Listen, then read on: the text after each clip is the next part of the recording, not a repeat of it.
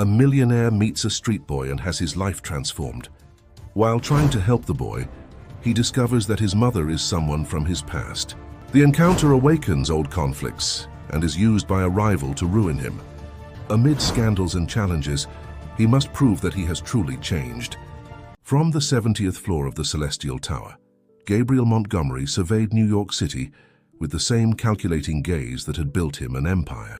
At 45, he commanded Montgomery Global, a conglomerate spanning 3 continents and employing over 50,000 people. His mirrored office, decorated with contemporary art worth millions, reflected not just his wealth but also his personality, cold, impeccable, and untouchable. On that autumn morning, as he adjusted his Italian tie in front of the glass that served as a mirror, his secretary Regina rushed in with the day's schedule. "Mr. Montgomery, the meeting with the Chinese investors has been moved up to 9, and the board insists on discussing the acquisition of tech solutions today." Gabriel merely nodded, without averting his gaze from the city sprawled at his feet. Every building, every avenue told a story of his conquests. But at that moment, something different caught his attention. Among the luxury cars that always parked in front of the building, a boy appearing no more than 12 was rummaging through a trash can. "Have security take care of it," he said dryly, turning to his black marble desk. The morning proceeded like all others. Numbers, graphs, million-dollar negotiations conducted with the precision of a surgeon. Gabriel was known for his ability to transform failing companies into profit machines. His latest project, the acquisition of tech solutions, promised to double his net worth. During the executive lunch at the building's panoramic restaurant, while discussing strategies with his financial director, Richard Mendez, his eyes again found the boy on the sidewalk. Something about that scene bothered him, but he couldn't explain what. "Gabriel, are you listening?" Richard interrupted his thoughts.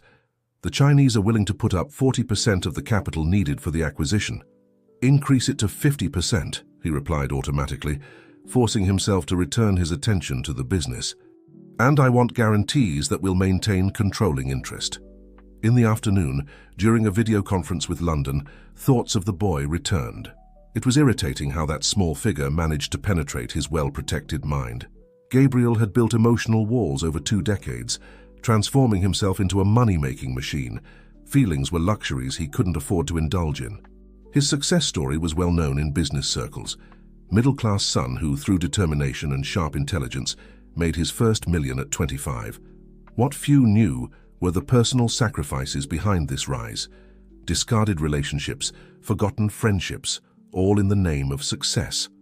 At the end of the day, when most employees had already left, Gabriel remained in his office reviewing contracts.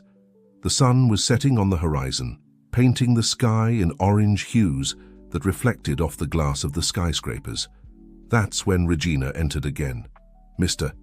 Montgomery, excuse the interruption, but there's something you need to see." Gabriel raised his eyes from the documents, irritated by the interruption. Regina continued. "The boy, he's been sitting on the building steps for hours. Security has tried to remove him 3 times, but he always comes back. He says he needs to speak with the man from the tallest building." For the first time that day, Gabriel felt something different from his usual indifference. An uncomfortable curiosity began to grow. Why was that boy so insistent? What could he want with him? "Ignore him," he responded, trying to maintain his usual tone of disinterest. "He'll eventually give up."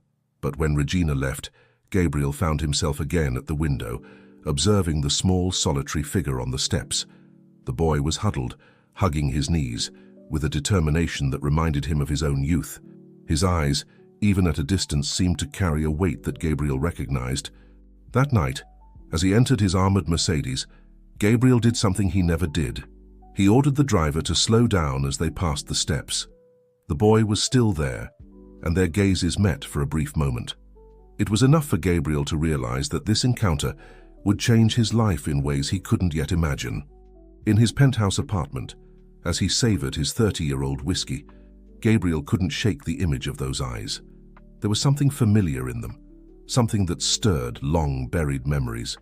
Memories of a time when he himself had different dreams, when money wasn't his only measure of success. For the first time in years, Gabriel Montgomery, the man who had everything, felt inexplicably incomplete. The next morning, Gabriel woke up restless. He had slept poorly, haunted by confused dreams where faces from the past mixed with the image of the boy on the steps. While his personal trainer guided his morning exercises in his penthouse's private gym, his mind wandered to long-forgotten places. "You're different today, sir," observed John, his driver of 15 years, during the trip to the office. Gabriel merely adjusted his tie, pretending not to have heard, but John was right. Something had changed. The city seemed different through the car's bulletproof windows, as if a fog had lifted, revealing previously invisible details. Upon arriving at the Celestial Tower, his eyes automatically searched for the boy's figure. He wasn't there, and Gabriel felt a mix of relief and disappointment. Perhaps the kid had finally given up, he thought, trying to ignore the inexplicable tightness in his chest. The morning was proceeding normally with its usual meetings when Regina rushed into his office. "Mr. Montgomery, he's back. The boy is in the lobby and refuses to leave. He's causing a small commotion." Gabriel took a deep breath, feeling his mask of indifference begin to crack. What exactly does he want? He says he needs to talk about his mother. Insists it's urgent. Something about the word mother made Gabriel shudder internally. He dismissed Regina with a gesture and spent a few minutes contemplating the city through the window. Why did that boy disturb him so much? Why couldn't he simply ignore him, as he did with so many others who sought his attention? After 20 minutes of internal debate, Gabriel did something that surprised even himself.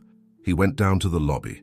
The exclusive elevator seemed to take longer than normal, each floor an eternity of reflections on what he was about to do. When the doors opened, he saw the boy sitting on one of the lobby sofas, surrounded by uncomfortable security guards. His worn sneakers and simple clothes contrasted with the luxurious environment, but it was his gaze that again captured Gabriel. Deep brown eyes that seemed to carry wisdom beyond his years. "What's your name?" Gabriel asked, surprising everyone with his approach. "Michael," the boy responded quickly, standing up. "You're the owner here, aren't you?"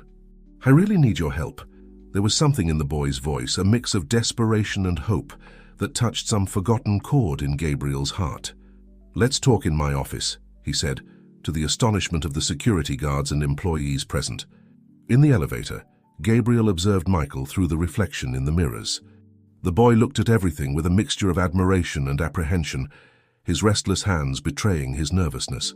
Once in the office, Gabriel indicated one of the Italian leather armchairs for Michael, who sat on the edge as if afraid to dirty the luxurious furniture. "So, Michael, why so insistent on seeing me?" "It's about my mum, sir. She's very sick and we need help. We've tried all the hospitals, but no one can figure out what she has. She needs expensive tests, special treatments." Gabriel interrupted. "And why do you think I should help?" Michael hesitated for a moment, his eyes filling with unshed tears. "Because she showed me an old photo. You're in it with her, smiling. She said you met a long time ago." Gabriel's heart stopped for an instant. "What's your mother's name?" Hannah Martin." The name hit Gabriel like a punch to the stomach. Long suppressed images flooded his mind. A radiant smile, dark hair in the wind, promises whispered under the stars.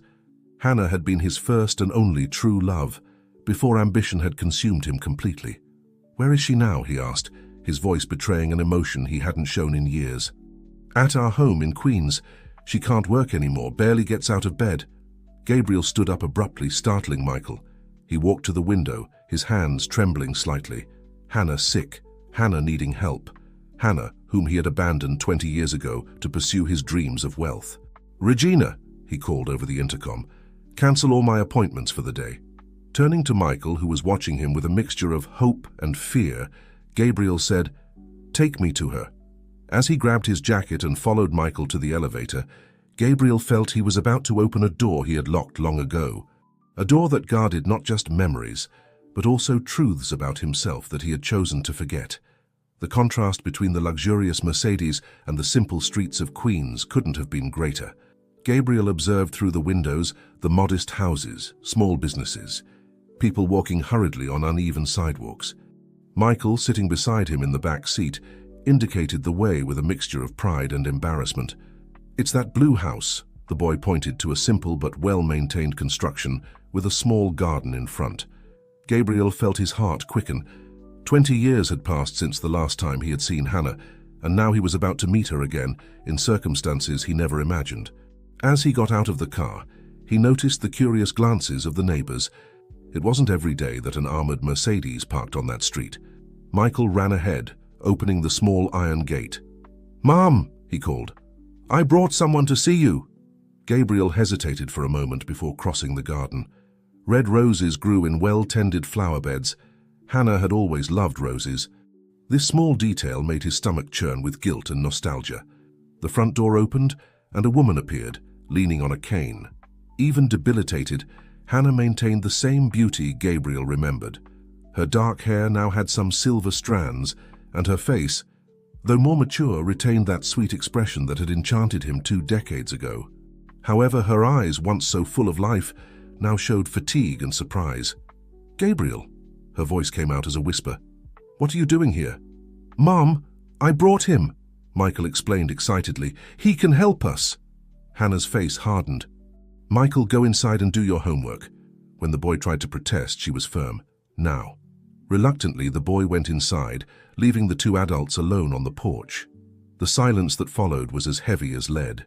"You shouldn't have come," Hannah finally spoke, her voice now laden with hurt. "And you shouldn't have given Michael hope." "He sought me out," Gabriel responded, trying to maintain his composure. "He told me you're sick. I want to help, Hannah." A bitter smile appeared on her lips. "Now you want to help? After 20 years? What changed, Gabriel? Did your conscience finally start to weigh on you?" Each word was like a needle in his heart. "Things are more complex than they seem," he tried to explain. "I've changed." "Changed?" Hannah laughed humorlessly. "You're still the same Gabriel Montgomery I knew, always calculating, always measuring every situation in terms of gains and losses. What do you gain by coming here?" Gabriel took a step forward, but Hannah stepped back. "Please, at least let me pay for your treatments." "For the tests you need." "I don't want your money," she responded firmly. "I don't want anything that comes from you.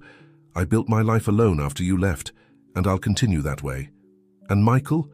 Will you deny him the chance to have a better life because of your pride?" Hannah's eyes flashed. "Don't dare use my son as an argument. You know nothing about him, nothing about our life." Gabriel observed how she leaned more heavily on the cane, how her breathing seemed slightly labored. "Hannah, please, let me do this. Not for me, not for you, but for him." A coughing fit interrupted Hannah's response.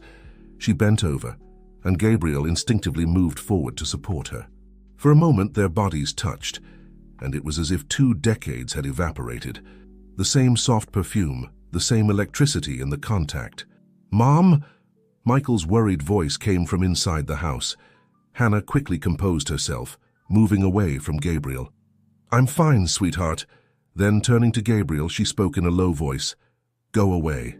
Please. You've caused enough damage in our lives." "I won't give up so easily this time," Gabriel responded, retreating towards the gate. "I'll prove that I've changed, Hannah. I'll prove that I can do the right thing." As he returned to the car, Gabriel felt the weight of Hannah's gaze on his back. The red roses in the garden seemed like silent witnesses to a story that was far from over. In the passenger seat, he finally allowed emotions to overwhelm him, something that hadn't happened in years. John, his driver, maintained a respectful silence during the entire trip back, but through the rearview mirror, he could see that his employer was no longer the same man he had brought there. The next day, Gabriel arrived at the office earlier. He hadn't been able to sleep well, Hannah's words echoing in his mind. Sitting at his desk, he began rummaging through a drawer he rarely opened. At the bottom, he found an old carved wooden box, her gift on his last birthday together. Inside the box, yellowed photographs told the story of a different Gabriel. In one of them, he and Hannah smiled in front of the college where they had met. She wearing a floral dress, he with longer hair and a carefree smile that had long ceased to exist. At the time, he was just an ambitious business student, and she was studying literature. "Mr. Montgomery?" Regina's voice interrupted his reflections. "Edward Mendoza is here for the 9 o'clock meeting." Gabriel quickly put away the box. Edward Mendoza, his biggest rival in the market and CEO of Mendoza Enterprises, was the last person he wanted to see at that moment. But business was business. "Send him in," he replied, regaining his usual posture. Edward entered with his characteristic calculated smile. Tall, always impeccably dressed, he carried an Italian leather briefcase. "Gabriel, it's been a while. I heard you've been making visits to peripheral neighborhoods. New social project." The ironic tone didn't go unnoticed. Gabriel remained impassive. "Let's get straight to the point, Edward. Why did you request this meeting? Always direct, aren't you?" Edward sat down, still smiling. "Well, I'm here to discuss tech solutions. I heard you're interested in acquiring it. And this interests you because I've got my eye on it too. But I came to propose something different.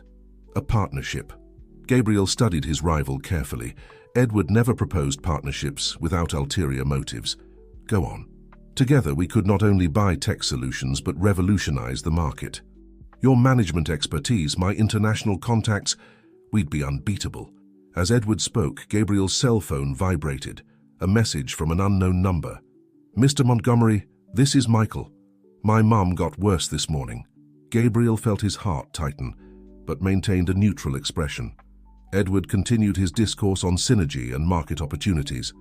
"Your proposal is interesting," Gabriel interrupted him, "but I need to evaluate it further.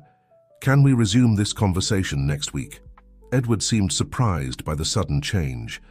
"Of course, but don't take too long. Opportunities like this don't wait." After his rival's departure, Gabriel reread Michael's message. Immediately, he called his contact at Mount Sinai Hospital. "Dr. Paul, I need an urgent favor. A house call today." The following hours were a whirlwind. Between meetings and phone calls, Gabriel organized a complete medical team to visit Hannah. He knew she would probably refuse, but he couldn't sit idle. In the middle of the afternoon, Regina entered his office again. "Sir, there's something you need to see." She turned on the television on the office wall, tuning to a news channel. "Billionaire Gabriel Montgomery was seen yesterday in a peripheral neighborhood of New York," announced the reporter. "Sources claim he visited a modest residence in Queens. Is this the beginning of a new social project, or is there something more behind this unusual visit?" Gabriel abruptly turned off the TV. His visit had already become news.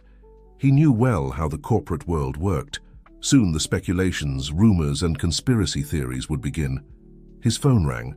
It was Edward again. Gabriel let it go to voicemail. At that moment, another message from Michael arrived. "The doctor you sent is here. My mum didn't want to let him in, but she's too weak to argue." Gabriel closed his eyes for a moment, remembering the day he left Hannah.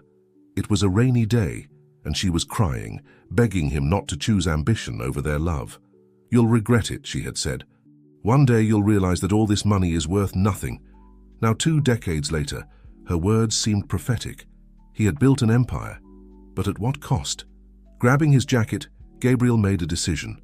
"Regina, cancel my appointments for the rest of the day and prepare a press conference for tomorrow." "But sir, what about the meeting with the Chinese investors?" "They can wait." Some things can't. As he descended in the private elevator, Gabriel knew he was about to enter a battle very different from those he was accustomed to fighting in the corporate world. A battle where money and power might not be enough to guarantee victory. The sun was beginning to set when Gabriel arrived again at Hannah's house. The sky, painted in shades of orange and pink, seemed to mock the tension in the air. This time there was no hesitation in his steps as he crossed the small garden. The red roses, silent witnesses, seemed more vibrant in the twilight. Before he could knock, the door opened. Michael was there, his large eyes reflecting a mixture of relief and concern. "Mr. Montgomery, I'm glad you came. The doctor is with her now." Gabriel entered, immediately noticing the contrast between the cozy interior of the house and the cold business world he had left behind. Family photos adorned the walls. Books filled simple shelves, and the smell of freshly brewed coffee filled the air. "How is she?" he asked, his voice softer than usual. Michael bit his lip, a gesture that reminded Gabriel so much of Hannah that it made his heart ache. "I'm not sure. The doctor has been in there for a while." At that moment, the bedroom door opened, and a man in a white coat came out, his expression serious. "Mr. Montgomery, I'm Dr. Paul. Can we talk in private?" Gabriel nodded, following the doctor to the small kitchen. Michael made a move to follow them, but Gabriel's look made him retreat. "So, doctor?" Gabriel asked as soon as they were alone. Dr. Paul sighed, adjusting his glasses. "The situation is delicate, Mr. Montgomery. Mrs. Martin has a rare autoimmune condition. Her body is essentially attacking itself. She needs specialized treatment immediately. Gabriel felt the weight of these words. What can we do? There's an experimental treatment in Switzerland that has shown promising results for cases like hers, but it's extremely expensive, and there are no guarantees. Money is not a problem, Gabriel responded promptly. I'll make the necessary arrangements. The doctor hesitated. Sir, there's another problem. The patient... She refuses to accept any treatment that comes from you. These words hit Gabriel like a punch. Even faced with the possibility of recovery, Hannah maintained her position. Her stubbornness had always been one of the things he most admired about her. But now... Let me talk to her, said Gabriel, determined. Upon entering the room, the sight of Hannah left him momentarily breathless. She was pale, her dark hair spread over the white pillow, contrasting with her now almost translucent skin. Her eyes, however, still shone with the same intensity as before. Did you come to convince me? She asked, her voice weak but still laden with challenge. Gabriel approached, sitting in the chair next to the bed. Hannah, please don't do this. Don't deny yourself this chance. Why? She asked, her eyes fixed on him. Why now, Gabriel? After all these years? He hesitated, the words stuck in his throat. How to explain 2 decades of regret in a few minutes? How to describe the emptiness that success couldn't fill? Because, he began, his voice trembling slightly, because you were right. Everything I built, the entire empire, it means nothing if I can't use it to help the people who really matter. Hannah observed him in silence, as if trying to decipher the sincerity in his words. I'm not asking for your forgiveness, Gabriel continued. I don't deserve it. But I ask that you accept this help, not for me but for Michael. He needs you. At the mention of her son, Hannah's eyes filled with tears. He's everything to me, Gabriel. Everything I had left after you left. Gabriel felt a pang of guilt. Then fight. Accept the treatment. Give him the chance to have his mother for longer. A heavy silence hung over the room. Outside, the sky was darkening, the first stars beginning to appear. Finally, Hannah spoke. All right, I accept. But I'm doing this for Michael, not for you. Gabriel nodded, feeling a mix of relief and sadness. I understand. I'll make all the necessary arrangements. You'll have the best treatment possible, I promise. When he left the room, he found Michael anxiously waiting in the hallway. Is she going to be okay? The boy asked, his large eyes full of hope. Gabriel knelt down to be at the boy's height. We're going to do everything we can to make sure she is, Michael. Your mother is a fighter. As he prepared to leave, Gabriel noticed a photo on the living room shelf. In it, Hannah smiled, holding a baby. Newborn Michael. The date in the corner of the photo made his heart stop for a moment. Making a quick calculation, he realized that Michael had been born exactly 9 months after his departure. The revelation hit him like lightning. Could it be possible? He looked at the boy, noticing for the first time the subtle similarities. The shape of the chin, the curve of the eyebrows. Gabriel left the house feeling that the world had changed. The stars above seemed to be observing him, silent witnesses to a truth he wasn't yet ready to fully face. As he walked to his car, he knew his life would never be the same.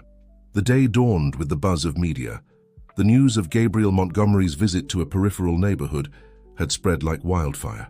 Speculations ran wild, from theories about a new social project to rumors of a personal crisis for the magnate. Gabriel arrived at the Celestial Tower earlier than usual. The lobby, normally quiet at that hour, was filled with journalists eager for a statement. He passed by them without saying a word, his face a mask of impassivity that hid the inner turmoil. In the elevator, he checked the notifications on his cell phone.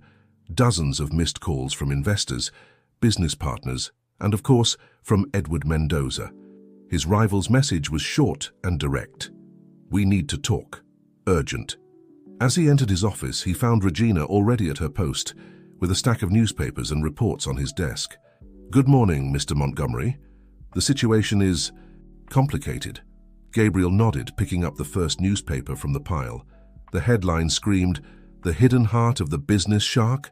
Below, a photo of him leaving Hannah's house. Cancel the press conference, he instructed Regina. We're not going to feed more speculation. But sir, the investors are pressuring for answers. Montgomery Global's shares fell 3%, just at the market opening. Gabriel ran his hand over his face, feeling the weight of the last 48 hours. Schedule a meeting with the board for this afternoon and ask the legal department to prepare all the necessary documents for Hannah's treatment in Switzerland. Regina hesitated. Sir, about that, Dr. Paul called. There's a complication with Mrs. Martin's transfer to Switzerland. She needs medical clearance to travel, and at the moment her condition is too delicate. The news hit Gabriel like a bucket of cold water. He sank into his chair, his mind spinning in search of alternatives. Then we'll bring the specialists here, no matter the cost.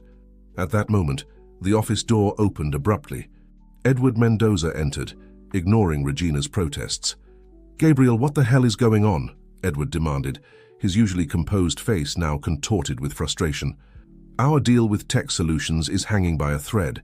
They're hesitating due to all this negative publicity. Gabriel stood up, facing his rival. We don't have any deal, Edward. I said I would consider your proposal, nothing more. Edward narrowed his eyes. What are you hiding, Montgomery? Who is that woman? An extramarital affair? A bastard child? The mention of a child made Gabriel falter for a second, but he quickly regained his composure. My personal life is none of your business, Mendoza.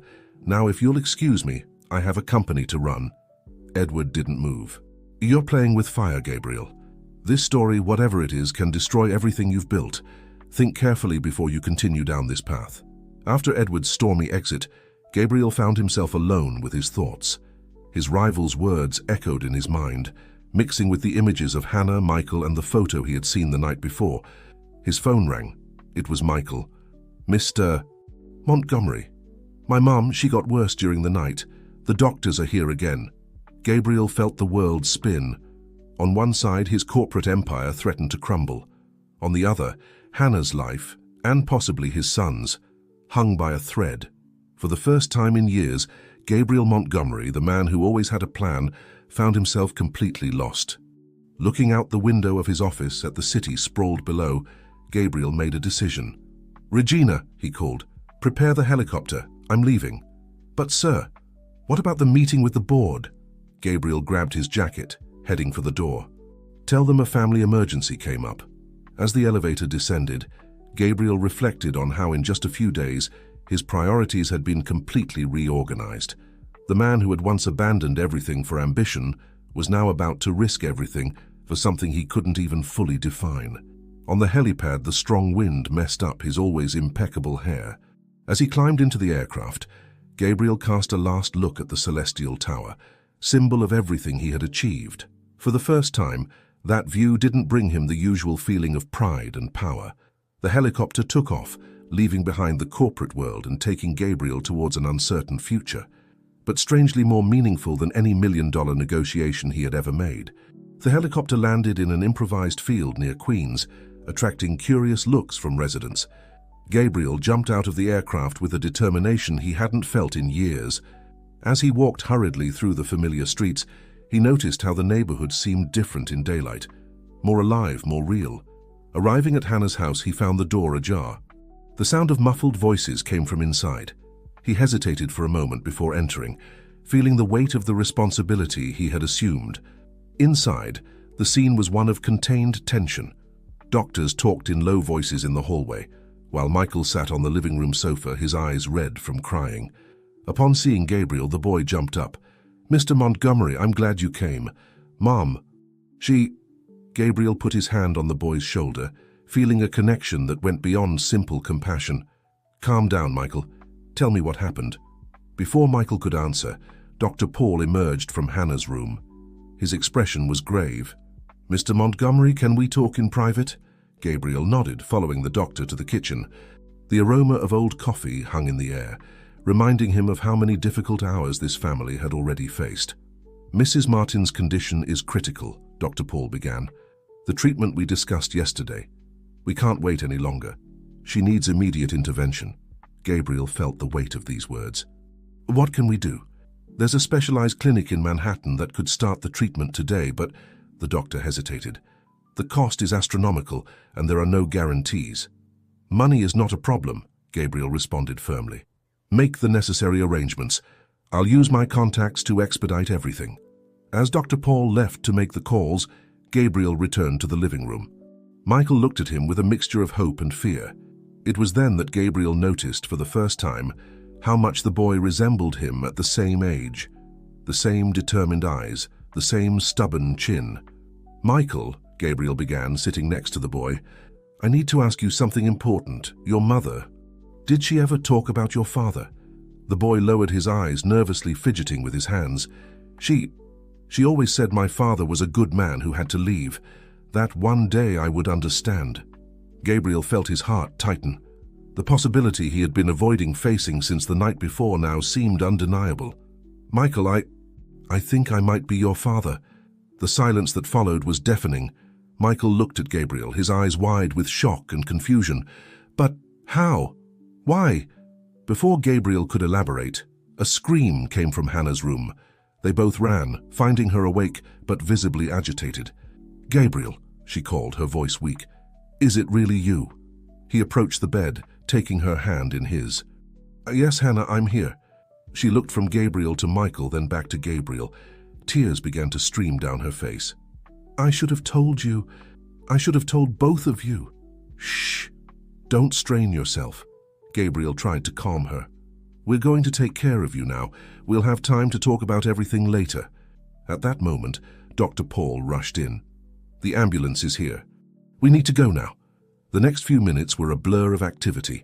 Paramedics entered, prepared Hannah for transport, and in a matter of moments, they were all on their way to the specialized clinic. In the ambulance, Gabriel held Hannah's hand, while Michael clung to the other side of the stretcher. The contrast between the state-of-the-art medical equipment and the simple interior of the vehicle seemed to symbolize the clash between Gabriel's and Hannah's worlds. "Michael," Hannah called weakly, "I want you to know, your father, he's here." The boy looked from his mother to Gabriel, understanding finally settling in his eyes. Gabriel felt a wave of emotions he couldn't name. Guilt, joy, fear, hope. As the ambulance cut through the streets of New York, Gabriel Montgomery, the titan of business, found himself facing the greatest challenge of his life. It wasn't a corporate merger or a multi-million-dollar negotiation. It was the chance to reconnect with his past, to get to know a son he never knew he had, and to save the woman he now realized he had never really stopped loving. The city passed in a blur through the ambulance windows. Gabriel looked at Hannah, then at Michael, and made a silent promise. No matter what happened to his business, his reputation, or his empire. From that moment on, his priority was clear: his family. The corridors of the clinic were a labyrinth of hope and apprehension. Gabriel paced back and forth, his expensive clothes contrasting with the antiseptic environment. Michael sat in a nearby chair, eyes fixed on the floor, absorbing the revelations of the last few hours. "Mr. Montgomery?" A nurse approached. "We need some information for the patient's registration." Gabriel hesitated. He looked at Michael, who was now watching him with a mixture of curiosity and uncertainty. "You can call me Gabriel," he said to the nurse, "and I'm the father of the patient's son." The words left his mouth before he could think, and he felt a strange relief in saying them out loud. Michael's eyes widened, but he said nothing. As the nurse filled out the forms, Gabriel sat down next to the boy. "Michael, I know all this is very sudden and confusing. I'm trying to understand it myself, but I want you to know that, regardless of what happens, I'm here for you and your mother." Michael nodded slowly. You really didn't know about me?" Gabriel felt a lump in his throat. "No, I didn't know, and I deeply regret having left without knowing, but now that I know, I want to do everything right." Before the conversation could continue, Dr. Paul appeared. "Mr. Montgomery, Michael, we have good news. We managed to stabilize Mrs. Martin and start the treatment. The next 48 hours will be crucial." A collective sigh of relief echoed through the corridor. Gabriel found himself instinctively hugging Michael, and to his surprise, the boy didn't pull away. The following hours were an emotional roller coaster. Gabriel made countless calls, mobilizing resources and specialists from around the world. His cell phone wouldn't stop ringing with calls from Regina, informing him about the crisis at the company, but he ignored them. At that moment, nothing was more important than the battle Hannah was fighting. At night, when they were finally able to see Hannah, she was weak but conscious. Her eyes lit up when she saw Michael and Gabriel entering the room together. "My two men," she whispered with a weak smile. Gabriel approached the bed, holding her hand. "Hannah, Forgive me. For everything. She squeezed his hand lightly. The past is the past, Gabriel. What matters is now. Michael snuggled up on the other side of the bed. Mom, you're going to get better, aren't you? Dad said he brought the best doctors. The word Dad coming from Michael's mouth made Gabriel's heart leap. Hannah looked at the two of them, tears in her eyes. I'm fighting with all my strength, my love. That night, Gabriel didn't leave the hospital. He and Michael took turns on the room's sofa, watching over Hannah's sleep. In the early hours of the morning, while Michael slept, Gabriel found himself alone with his thoughts. He looked out the hospital window, watching the city wake up. Out there, his corporate empire was probably in turmoil. The company's shares must be plummeting, investors demanding explanations. But for the first time in decades, Gabriel realized that none of that mattered as much as the two people in that room. His cell phone vibrated again. It was Edward Mendoza. The message said, "Montgomery, the board is meeting for an emergency vote. You could lose everything if you don't show up now." Gabriel looked at the phone for a long moment. Then, with a calmness he hadn't felt in years, he turned off the device and put it in his pocket. At that moment, Michael woke up, rubbing his sleepy eyes. "Dad," he called hesitantly. Gabriel felt a wave of emotion at hearing the word. "Yes, son? Are you really going to stay with us?" Gabriel approached, putting his hand on the boy's shoulder. "I am. I promise I'm not going anywhere."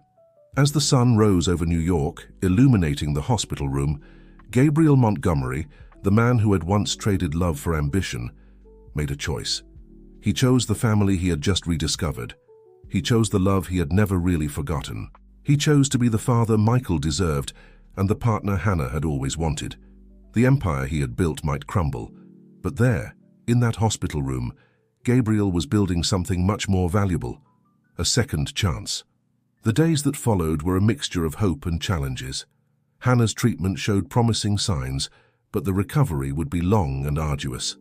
Gabriel divided his time between the hospital and taking care of Michael, gradually discovering the joys and responsibilities of fatherhood. On a sunny afternoon, while Hannah was resting, Gabriel took Michael for a walk in the park near the hospital.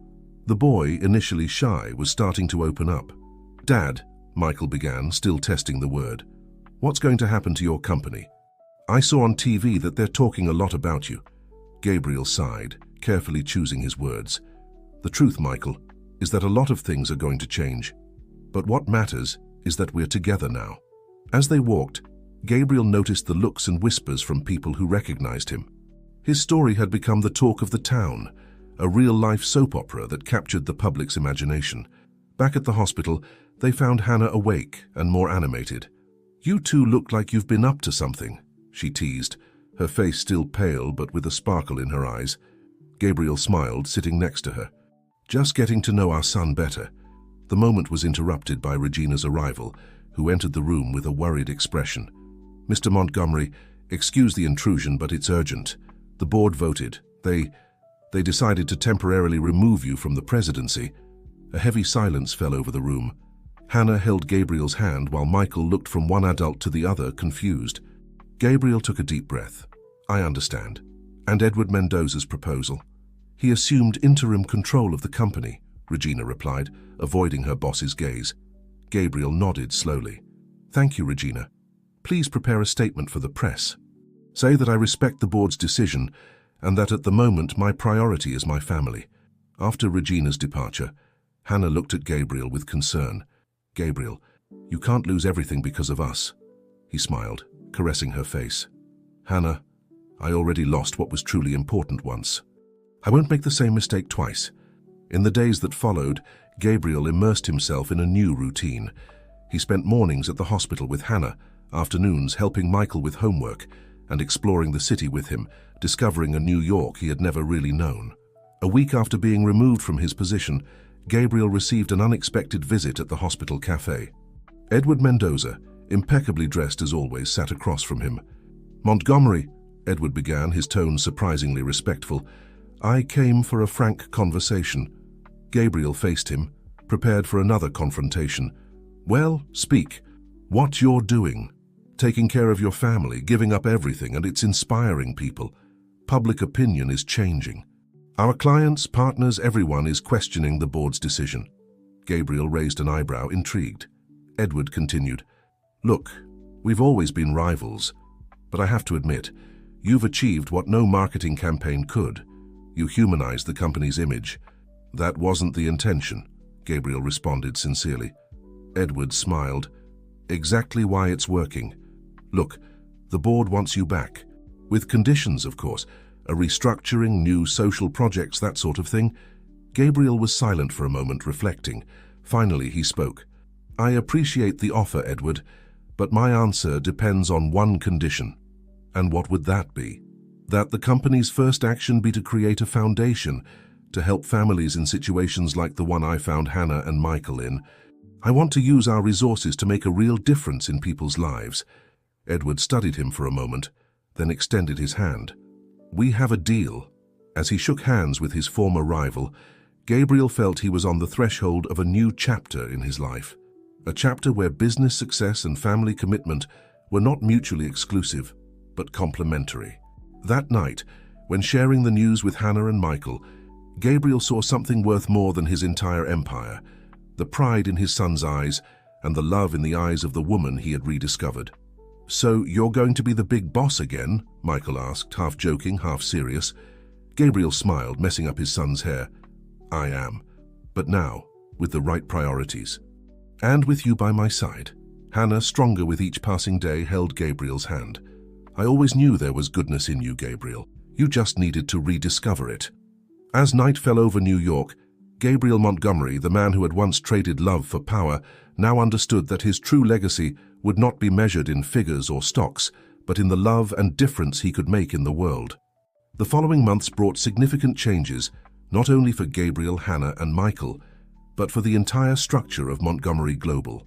Gabriel's return to the presidency was marked by a transformation in the company's philosophy, something the media quickly dubbed the Heart Revolution.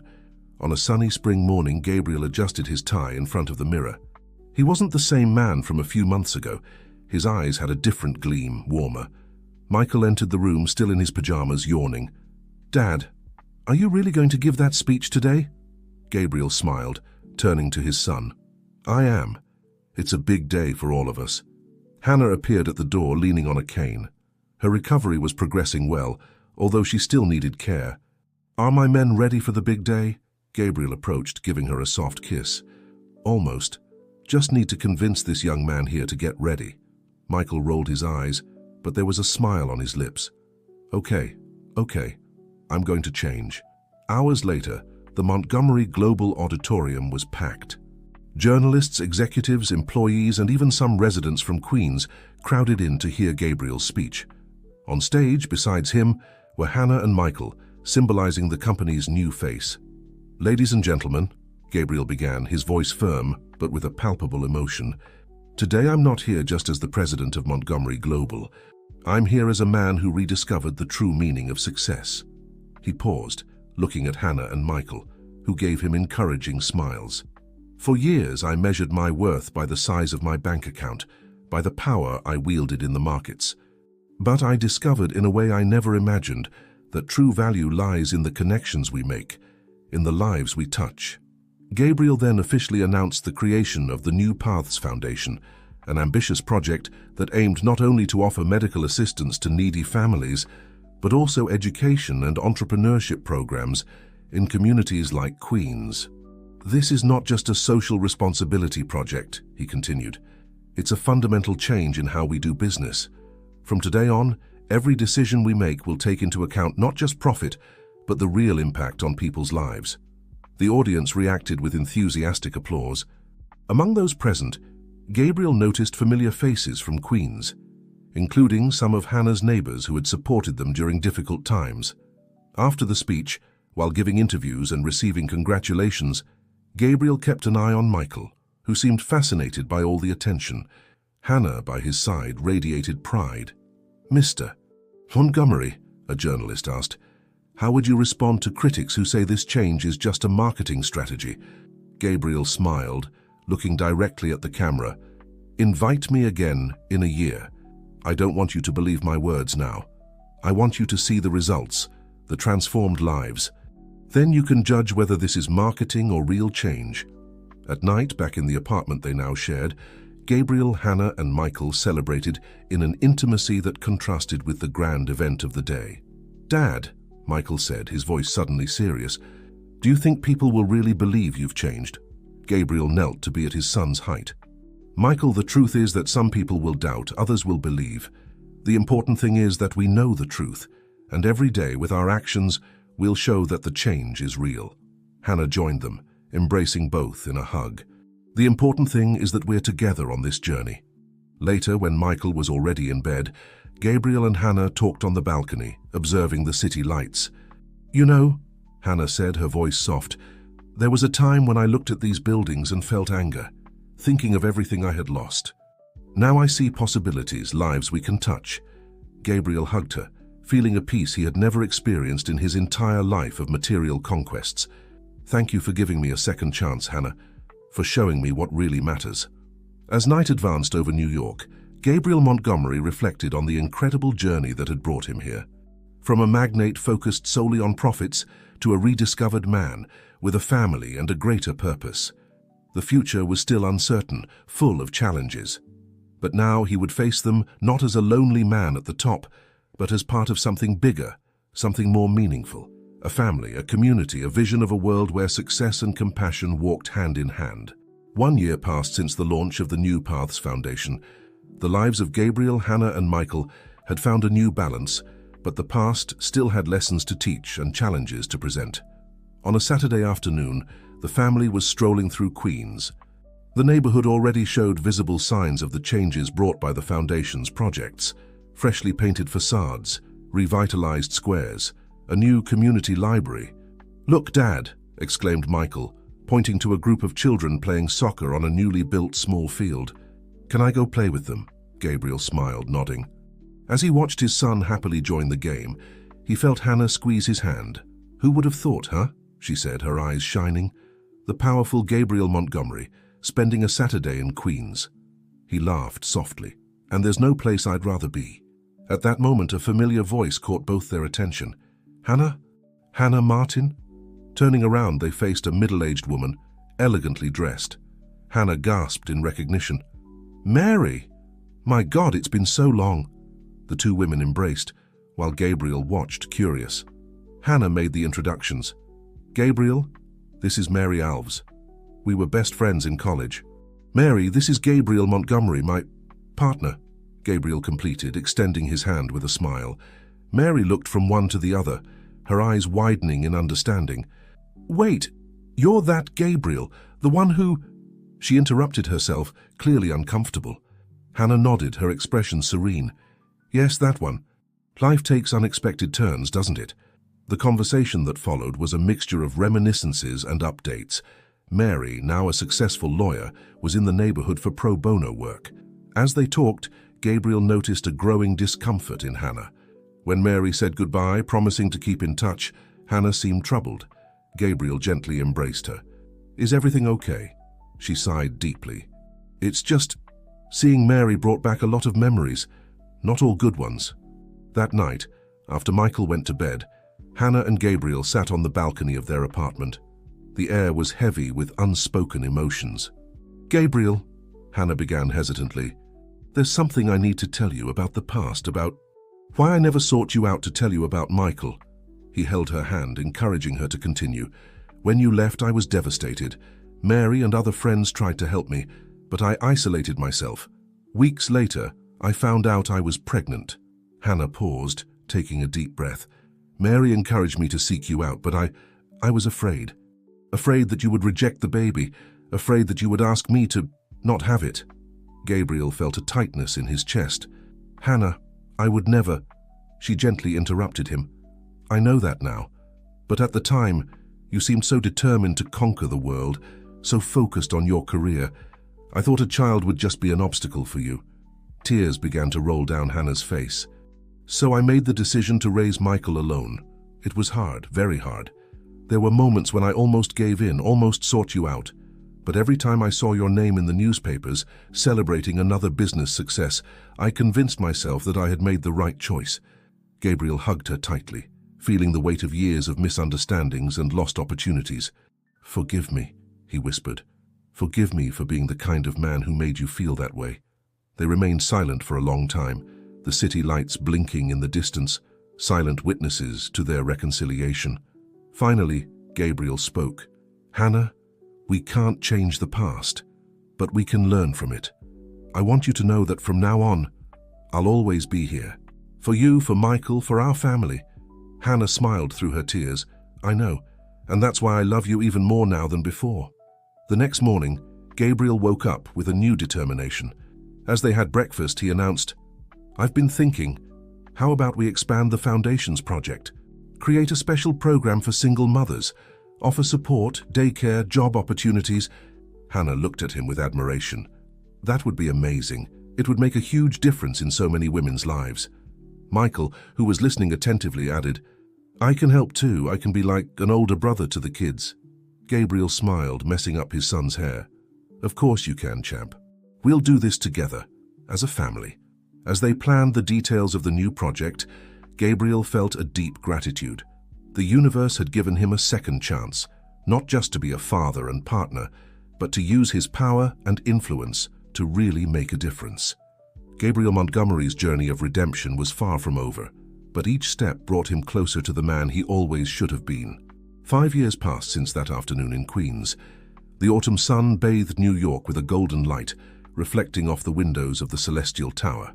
At the top of the tower, Gabriel Montgomery observed the city, but his eyes no longer sought material conquests. Instead, he saw a transformed metropolis, not just by skyscrapers, but by strengthened communities and renewed lives. A gentle touch on his shoulder brought him back to the present. Hannah, now fully recovered and radiant, smiled at him. "It's time," she said softly. Gabriel nodded, adjusting his tie one last time. Today was not an ordinary day. It was the day the New Paths Foundation celebrated its 5th anniversary, and with it, a series of achievements that few believed possible. In the building's grand auditorium, a diverse crowd gathered. Executives in expensive suits sat side by side with residents from formerly forgotten communities. Journalists from across the country waited anxiously, their cameras ready to capture the moment. Michael, now a 17-year-old teenager, was backstage, nervous but determined. He would be the first to speak, a decision that surprised many but made perfect sense to Gabriel and Hannah. When the lights dimmed and Michael took the stage, Gabriel's heart swelled with pride. "Good afternoon, everyone," Michael began, his voice firm despite visible nervousness. 5 years ago, I was just a kid who didn't really understand what was happening around him. Today, I'm here to tell you how the New Paths Foundation not only transformed my life, but the lives of thousands of people in our city. As Michael spoke about the Foundation's programs, from daycare for single mothers to start-up incubators in underprivileged communities, Gabriel reflected on the journey that had brought them here. Every challenge, every obstacle overcome, had been a step towards this moment. After Michael's emotional speech, it was Hannah's turn to take the stage. She spoke about the support program for women in vulnerable situations, an initiative born from her own experience that had already helped over 10,000 women rebuild their lives. Finally, it was Gabriel's turn. As he climbed onto the stage, he felt the weight of all expectations, but also the lightness of a man at peace with himself. 5 years ago, he began, I was known as the business shark. Today, I hope to be remembered for something very different. He paused, his eyes finding Hannah and Michael in the front row. True success is not measured by bank accounts or stock market shares. It's measured by the lives we touch, the communities we strengthen, the love we share. Gabriel then announced the expansion of the New Paths Foundation to other cities across America, an ambitious project that united the power of the private sector with the reach of the public sector. This is not the end of a journey, he concluded, but the beginning of something much greater, a future where business and compassion go hand in hand, where the success of one means the success of all. The applause that followed was deafening, but for Gabriel the sweetest sound came later, backstage, when Michael hugged him tightly, saying, I'm proud of you, Dad. That night, in a small private celebration in their apartment, Gabriel, Hannah, and Michael toasted not just to the Foundation's success, but to the family they had built. You know, said Hannah, looking out the window at the city spread out below, sometimes I wonder what would have happened if we hadn't reconnected that day. Gabriel hugged her from behind, resting his chin on her shoulder. "I believe that somehow we would have found each other again. Some stories are meant to be told," Michael, sitting on the couch, added, "and some families are meant to be together."